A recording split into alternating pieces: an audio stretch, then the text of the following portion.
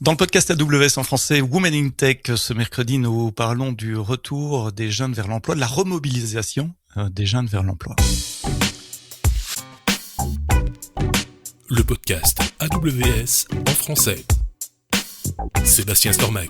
Bonjour, bienvenue, vous le savez, un mercredi sur deux dans le podcast AWS en français, c'est le volet diversité, équité, inclusion, Women in Tech, avec aujourd'hui un invité, William Elland Goldschmidt, délégué général d'une association qui s'appelle Ma Voix et qui a comme objet, mais tu vas me dire ça beaucoup mieux que moi, de remobiliser les jeunes vers l'emploi, comme je l'ai dit dans l'introduction.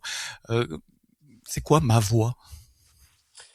Eh bien, Ma Voix, c'est une association qui a un petit peu moins de 6 ans, qui a pour objectif de aider des jeunes qui ont entre 18 et 29 ans, qui sont fragiles face à l'emploi, qui sont un petit peu paumés, à vrai dire. Et notre objectif, c'est de les aider à se remobiliser vers l'emploi, c'est-à-dire reprendre le pouvoir sur leur projet d'insertion professionnelle. Et la particularité de cette association, et on en reparlera tout au long de cette discussion qu'on va avoir ensemble, Sébastien, c'est d'utiliser la tech pour pouvoir justement réaliser cette mission, pour pouvoir avoir de l'impact. Et il y a un petit lien avec AWS aussi, on vous dira ça plus tard, c'est pas le plus important dans cette histoire. Comment t'es arrivé là ? C'est quoi le constat de départ ? Alors évidemment, on sait que c'est pas facile de trouver un boulot, soit quand on est plutôt jeune, quand on est plus âgé aussi d'ailleurs, c'est un paradoxe. Mais il y a toute une partie des jeunes qui sont en décrochage complètement, décrochage scolaire, social, familial. Exactement, oui.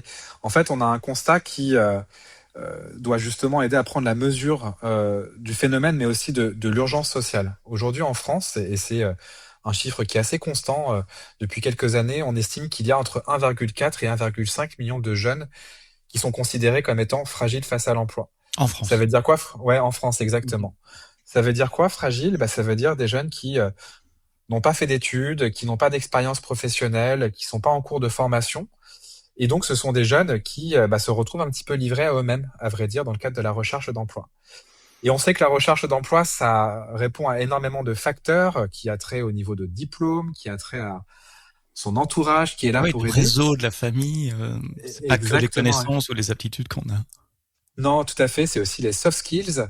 Et donc, voilà, c'est très difficile pour ces jeunes de pouvoir accéder à un emploi. Et si on resserre un petit peu la focale, parmi ce 1,4, 1,5 million de jeunes, il y en a environ 34-35% qui, du reste, ne sont accompagnés par aucune structure. Alors, à quelle structure est-ce qu'on peut penser ? C'est notamment les structures du service public de l'emploi, que sont France Travail ou que sont encore les missions locales. Et donc, ce sont des jeunes qui sont sous les radars. Donc, en fait, ces jeunes, ils sont éloignés non seulement de l'emploi, mais quelque part, ils sont presque éloignés de tout, parce que personne n'a réussi jusqu'à présent à leur parler et donc à les aider à se remobiliser vers l'emploi. Comment ça se fait ça, qu'on peut rester sous les radars ? Enfin, je m'attendais à ce que France Travail soit plus proactif dans son accompagnement des jeunes, enfin de toutes les personnes qui sortent du cycle scolaire. C'est un objectif, mais tant que ces jeunes en fait ne se sont pas encore manifestés, n'ont pas encore été sollicités par une agence, n'ont pas encore eu une première expérience, c'est difficile en fait de les raccrocher justement dans ces parcours. Et puis il y a aussi un phénomène de jeunes qui tout simplement ont peut-être eu une première expérience, mais qui n'ont plus donné de signes, que ce soit à France Travail ou à une mission locale, et à partir de là ils sont considérés comme étant des décrocheurs. Donc en fait on peut effectivement se dire tiens mais quand même en France il y a des dispositifs. C'est énorme. Ouais, mais en fait, c'est énorme. Et donc, du coup, d'où l'ampleur du phénomène et donc l'urgence à agir, parce que ce sont autant de jeunes qu'on risque de laisser vraiment sur le bord de la route et qui risquent d'éprouver de grandes difficultés tout au long de leur vie pour s'insérer professionnellement. Alors, vous avez fait le choix de la technologie, la technologie numérique, c'est comme ça qu'on s'est rencontrés d'ailleurs, pour aider ces jeunes à retourner vers l'emploi. Qu'est-ce que vous leur proposez concrètement ? Comment ça marche ? Le mot effectivement qui est important, c'est la tech, c'est le trait d'union en fait qu'on fait entre ces jeunes et nous.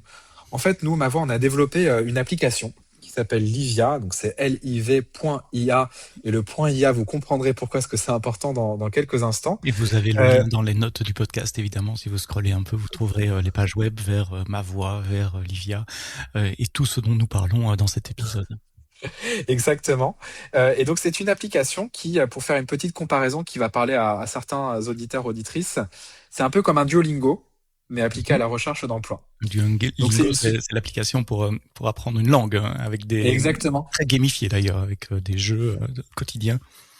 très gamifié. Alors, on essaie d'être pas aussi intrusif, même si on aime beaucoup Duolingo que Duolingo. Mais en tout cas, cette inspiration, elle vient de là. C'est l'aspect ludique, parce qu'on croit beaucoup que la pédagogie, en fait, elle est efficace lorsqu'elle est placée sous le signe de, bah voilà, de la gamification, de quelque chose qui est ludique, mais également en faisant.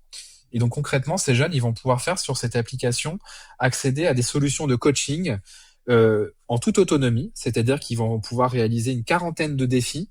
Ces 40 défis, en fait, ils correspondent chacun à des étapes clés de la recherche d'emploi. Par Donc, je exemple. donne un exemple, ça peut Mhm. être j'ai besoin d'un coup de main pour refaire un CV.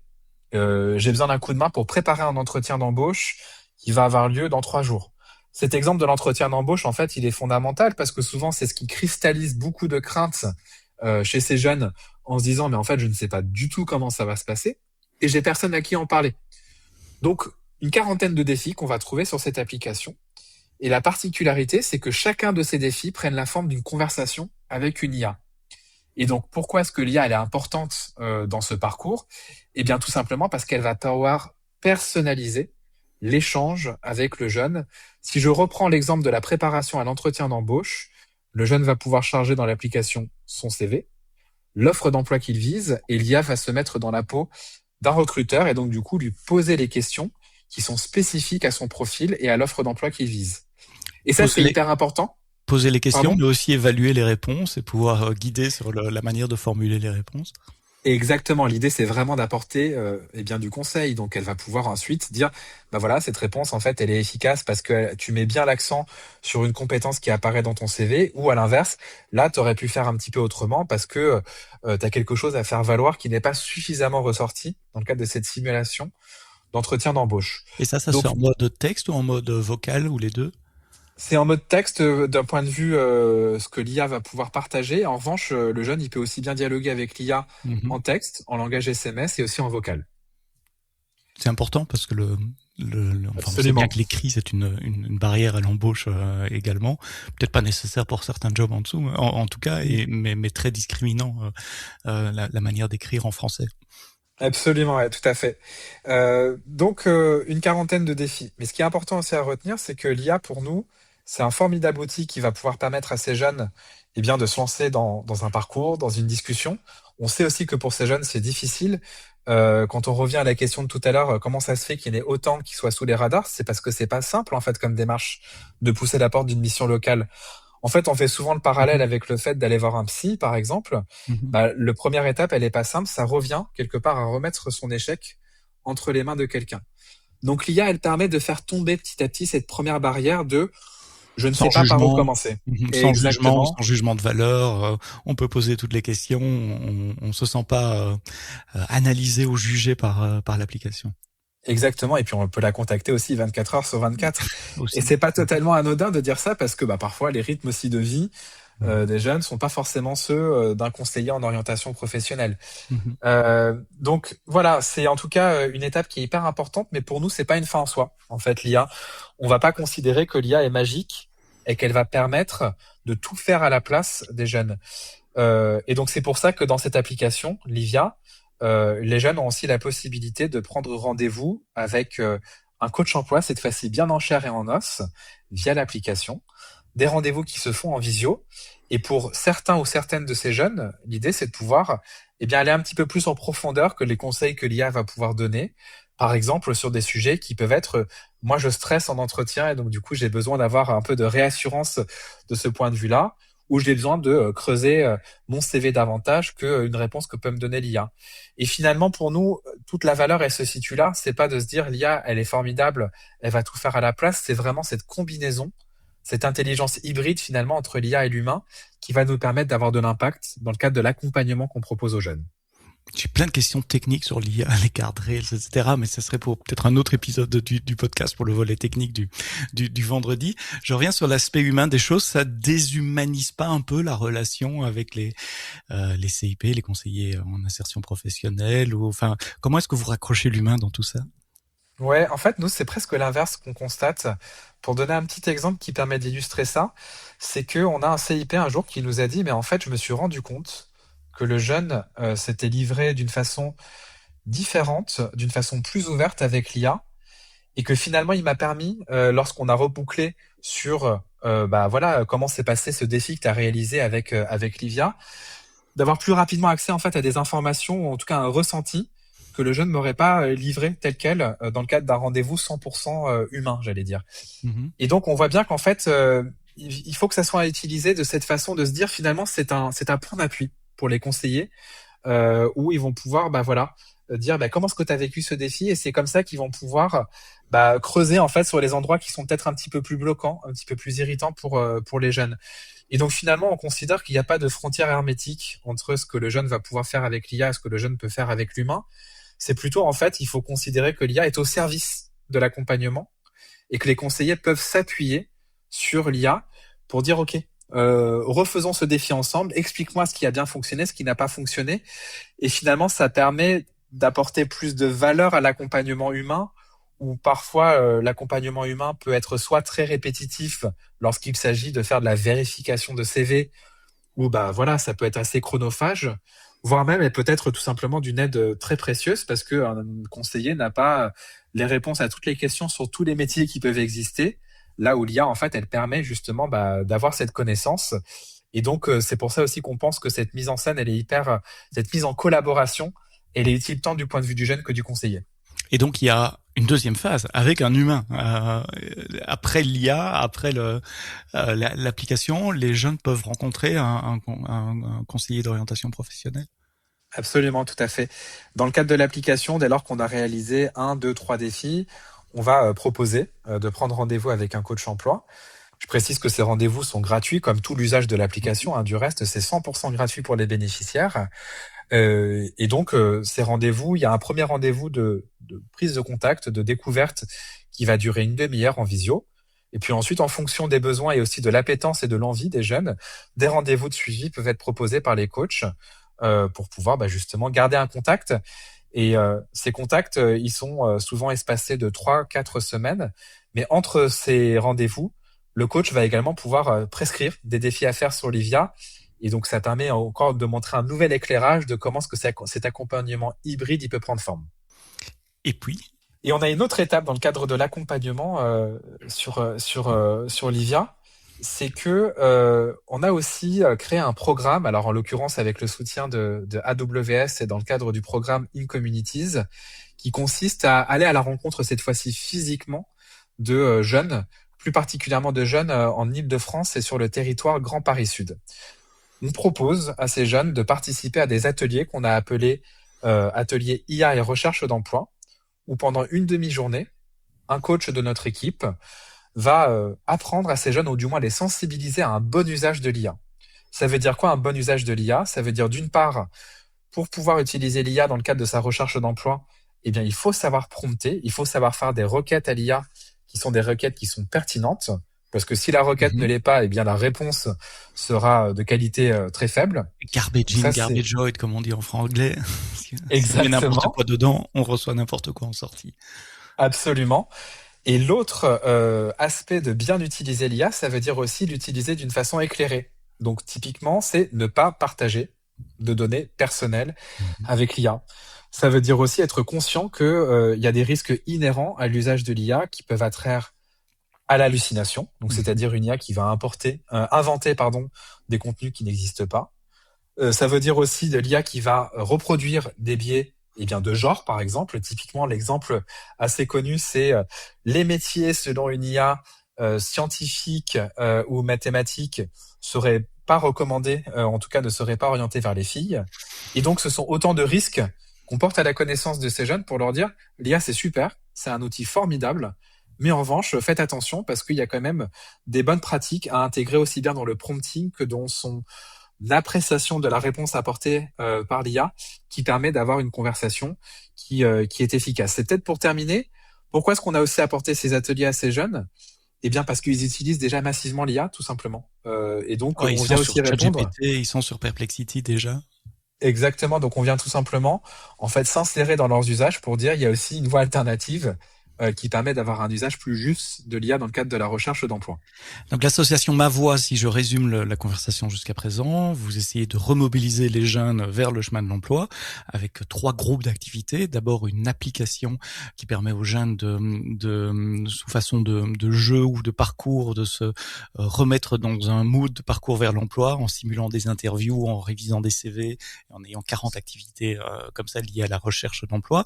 La mise en relation avec une personne physique, un coach, un CIP, je sais pas comment vous les appelez, un coach pour l'emploi. Coach, ouais. C'était le mot que tu utilisais. Et ça, c'est dans toute la France. J'ai bien compris. Et puis physiquement, et donc là, il faut un peu se limiter géographiquement, plutôt en région parisienne, des ateliers de sensibilisation à l'utilisation de l'IA pour ce même public. Ça, ce sont vos activités. Comment vous les trouvez, ces jeunes? Parce que par définition, ils sont hors du système. Ils sont pas suivis par France Travail, ils sont probablement pas scolarisés non plus. Donc comment vous apparaissez sur leur radar et c'est ça, c'est que la première étape. La deuxième, c'est comment une fois qu'ils sont sur que vous êtes sur leur radar, comment vous les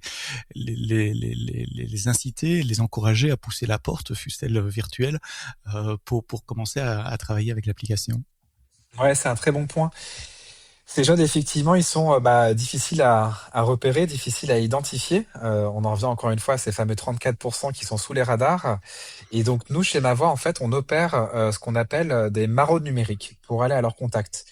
Donc, voilà, juste pour expliciter, donc une maraude dite traditionnelle, ça consiste en fait à aller sur le terrain. Ouais, ce Voilà, sont tout des simplement à associations marauder. qui vont sur le terrain à la rencontre d'une certaine population, des SDF typiquement, c'est Exactement. l'image que j'ai de la maraude. Oui. Du SAMU social, exactement, qui va aller sur le terrain, aller à la rencontre des personnes à la rue. Et donc la maraude numérique, en fait, il faut imaginer que c'est aller sur le terrain, mais sur le terrain numérique. Et donc en ce qui nous concerne, on va aller sur Snapchat, on va aller sur Instagram, on va aller sur TikTok, et on va créer des campagnes qui sont destinées à ces jeunes et qui ont vocation en fait à s'insérer dans leur fil d'actualité et avoir des campagnes qui sont suffisamment attrayantes et suffisamment pertinentes pour qu'ils cliquent dessus pour pouvoir se retrouver sur, typiquement l'application Livia qui est proposée par Ma Voix. Donc, c'est du sourcing digital, finalement, ce qu'on fait à travers cette activité de maraude numérique qui permet de piquer l'intérêt de ces jeunes et de leur donner envie d'en savoir plus sur ce qu'on peut leur proposer comme service chez Ma Voix. C'est quel type de contenu? Est-ce que c'est lié vraiment à la recherche de l'emploi ou est-ce que vous utilisez des stratégies beaucoup plus larges pour parler, je sais pas moi, de musique, d'actualité, d'autres choses? C'est un peu des deux, à vrai dire. Quand on dit qu'on est une association qui est Tech for Good, ça veut dire qu'on utilise la tech pour pouvoir avoir de l'impact, mais c'est qu'on a aussi un état d'esprit, un savoir-faire qui s'inspire aussi beaucoup du marketing digital, typiquement. Donc, les campagnes qu'on va créer, ça peut être aussi bien des campagnes vidéo qui vont suivre les tendances du moment, les trends. Et donc là, ça peut être effectivement des petites mises en scène, des vidéos avec de la musique, parce que c'est quelque chose aussi qui est favorisé par l'algorithme, tout simplement, de ces différentes plateformes. L'enjeu pour nous, c'est quand même de parler aussi de ce que les jeunes vont pouvoir trouver. Donc, il faut toujours qu'il y ait un point qui se raccroche à la recherche d'emploi. Mais c'est quand même un numéro d'équilibriste parce que si jamais on est sur quelque chose qui peut paraître trop institutionnel, eh bien là, ça va avoir un effet repoussoir. Donc, on observe beaucoup. En fait, on est vachement en veille. On écoute ce qui se passe sur les réseaux sociaux. On fait beaucoup de ce qu'on appelle de l'A/B testing. C'est qu'on va lancer des campagnes en simultané et voir celles qui accrochent le plus. Mais en tout cas, pour nous, le cap principal, c'est montrer la valeur ajoutée, montrer qu'ils ne sont pas seuls et qu'il existe des solutions qui vont leur permettre d'avancer dans leur recherche d'emploi, mais sous un angle qui est quand même non jugeant, bienveillant, ludique, ce qui va quand même être beaucoup plus rassurant pour eux lorsqu'ils vont se retrouver sur l'univers Ma Voix. Et ça veut dire que vous faites aussi des campagnes payées, ce qu'on appelle du paid advertising, vraiment comme une société qui voudrait promouvoir un produit, même ici, c'est pas un produit que vous vendez à la fin. Et oui, tout à fait. C'est en ça que je disais qu'on s'inspire aussi pas mal de pratiques de marketing digital. Avec des influenceurs, des influenceuses. Alors, on a notre propre influenceuse chez Ma Voix, notre community manager qui est le visage de Ma Voix. Mais aussi, on peut effectivement faire appel à des influenceurs ou des influenceuses. On a aussi tout un effort qu'on met dans le paramétrage de ces campagnes pour être certain qu'elles atteignent le bon public. Et ce public, en fait, il est là. Il faut aussi avoir ça à l'esprit. C'est que, encore une fois, si on fait des maraudes numériques, c'est aussi par pragmatisme. Parce que ces jeunes auxquels on s'adresse, ils vont passer en moyenne 3 heures par jour sur les réseaux sociaux. Donc en tout cas, il y a une vraie présence sur les réseaux sociaux, mais qu'ils vont faire des recherches d'abord sur TikTok ou sur Insta avant de les faire sur Google. Donc il y a vraiment aussi cet enjeu de se dire c'est là où ça se passe. Et peut-être aussi un élément qui est assez important à avoir à l'esprit, et quand je refais la comparaison entre des maraudes dites classiques et des maraudes numériques, c'est que l'avantage d'une maraude numérique, c'est qu'on touche plus facilement aussi les jeunes filles. Qui sont moins présentes, par exemple, au pied des immeubles quand on fait une maraude, et sont davantage présentes sur l'espace numérique. Et donc, ça nous permet aussi d'avoir une démarche qui est plus inclusive, et donc de raccrocher plus facilement les filles, les femmes à nos dispositifs d'accompagnement. Tu as quelques chiffres, quelques résultats entre le nombre de personnes qui voient vos messages sur les plateformes versus le nombre de personnes qui commencent un parcours dans l'application Livia, et puis qui terminent ce parcours ou qui vont jusqu'aux ateliers? Alors là, pour le coup, non, je vais être honnête, j'ai pas de, en tout cas, à l'instant de cette conversation, j'ai pas Je suis ce chiffre-là désolé, à l'esprit. chez Amazon, on adore les chiffres, donc on vient toujours à mesurer tout ça. Mais je vais reformuler ma question. Est-ce que quels sont les résultats? L'application est en place depuis quelques mois maintenant, septembre, si j'ai bien entendu ce que tu as dit, donc ça fait 6 mois.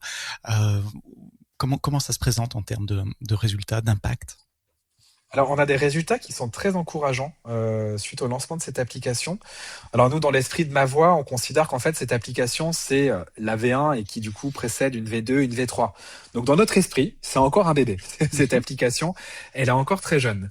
Et alors pourquoi est-ce que je dis qu'on a des résultats qui sont très encourageants? Déjà, pour donner des chiffres, on a aujourd'hui un petit peu plus de 1500 utilisateurs actifs sur l'application, c'est-à-dire des jeunes qui ont vraiment entamé le parcours, qui ont des conversations avec l'IA, qui voilà aussi ont cette dualité d'échange entre l'IA et un coach emploi.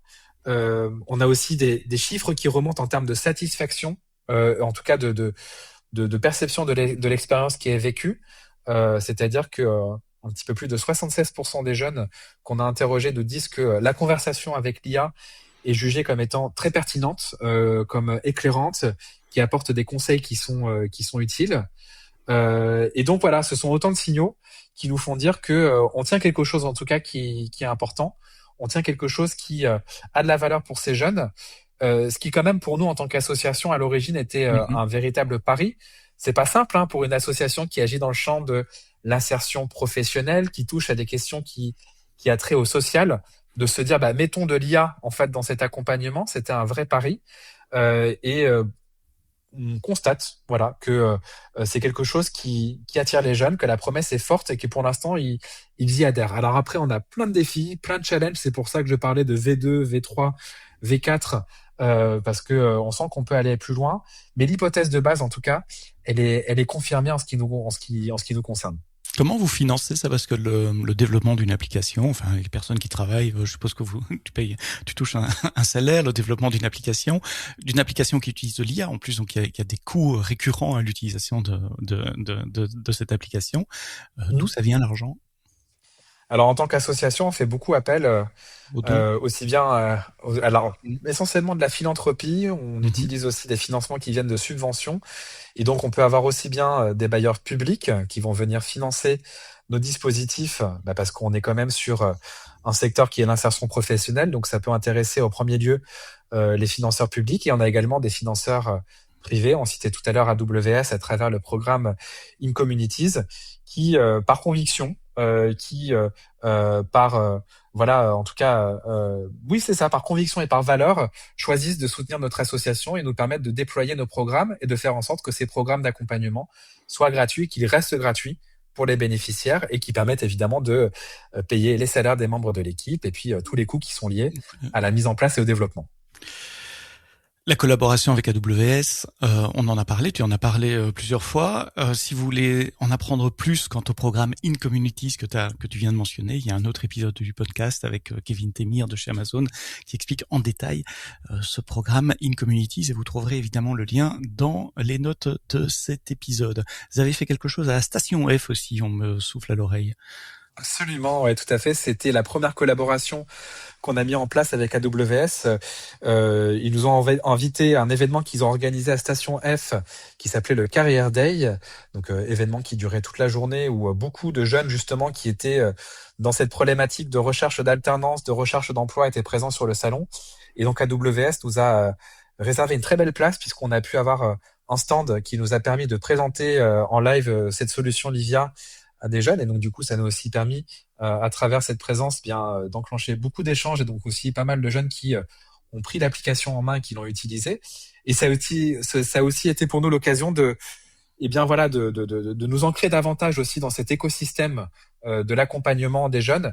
Notamment, ça a été l'occasion pour nous de rencontrer les équipes de France Travail qui étaient présentes également sur le salon et de pouvoir leur présenter notre solution et de réfléchir ensemble à comment est-ce qu'on pourrait travailler ensemble à l'avenir. Donc, ça a été à la fois le point de départ d'une collaboration et d'un partenariat très fertile avec AWS et en même temps aussi quelque chose de très concret en termes de jeunes avec qui on a pu parler, mais aussi de collaboration future avec d'autres acteurs de l'insertion professionnelle. Alors, tu as cité le mot futur, justement. Comment tu vois le futur de l'association? Tu as parlé de l'application, évidemment. Il va y avoir une V2, une V3. Vous avez des tas d'idées. Qu'est-ce qui vient réveiller la nuit pour le moment? C'est quoi tes sujets chauds pour 2026 et au-delà? Ouais, c'est un futur qui est à la fois enthousiasmant et en même temps qui à certains endroits nous place sous vigilance. Le secteur associatif, on parlait des financements tout à l'heure, on va dire se retrouve un petit peu fragilisé dans le contexte actuel par la question du financement. Donc il y a évidemment une question importante pour nous sur comment est-ce qu'on continue à financer les activités. Alors, on a de la chance, les sujets de tech for good, voire même d'IA for good, sont assez porteurs en ce moment, mais pour autant, c'est le sujet de vigilance que j'évoquais à l'instant. Mais sinon, dans ce qui nous enthousiasme, on a à la fois beaucoup d'idées pour pouvoir améliorer l'expérience de ces jeunes dans le cadre de l'application. On va notamment renforcer la brique de gamification pour que ça soit encore plus incitatif, pour que les jeunes reviennent davantage sur l'application. On va également muscler notre jeu sur l'aspect IA avec une IA qui va même pouvoir personnaliser les parcours de chaque jeune dans le cadre de l'application. Donc ça, ce sont des choses qui vraiment relèvent de l'amélioration de l'expérience. Mais on a aussi des projets qui vont nous permettre de mettre à disposition Livia à d'autres acteurs de l'insertion professionnelle. Souvent, on considère que le ticket d'entrée pour ces acteurs, qu'ils soient d'ailleurs associatifs ou publics sur l'IA, c'est un ticket d'entrée qui est perçu comme étant trop élevé, aussi bien d'un point de vue financier qu'un point de vue vision, ressources disponibles.